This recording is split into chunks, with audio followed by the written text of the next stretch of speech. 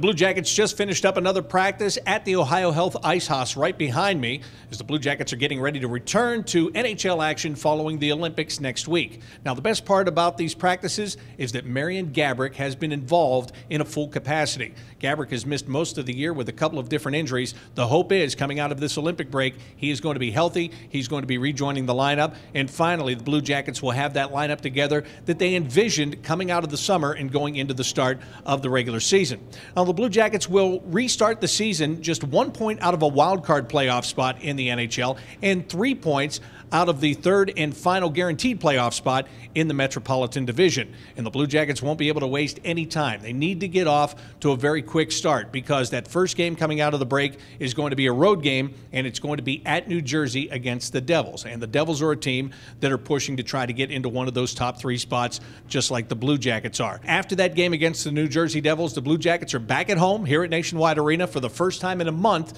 but they're going to take on the same opponent that they played their last home game against, and that's going to be the Florida Panthers. That is going to be one game of 16 in the month of March, and it's going to be very evenly distributed. There will be 8 home games, there will be 8 road games in the month of March. And the Blue Jackets do have a little bit of challenge when it comes to travel. In the second week of March, there's going to be a road trip that's going to immediately take the Blue Jackets on the road to face teams like Chicago and Nashville. They're also going to have 2 times where they'll be in Canada, playing in Montreal and Toronto, and coming back and playing a game at home the very next day. So the challenges are there. The Blue Jackets will have 8 games remaining within the division between now and the end of the regular season. They're also going to have some big games coming up at Nationwide Arena 2 times in the month of March. The Detroit Red Wings are going to come to town. The New York Rangers coming back. The Pittsburgh Penguins have another game here at Nationwide Arena. The New York Islanders and the Blue Jackets are going to battle.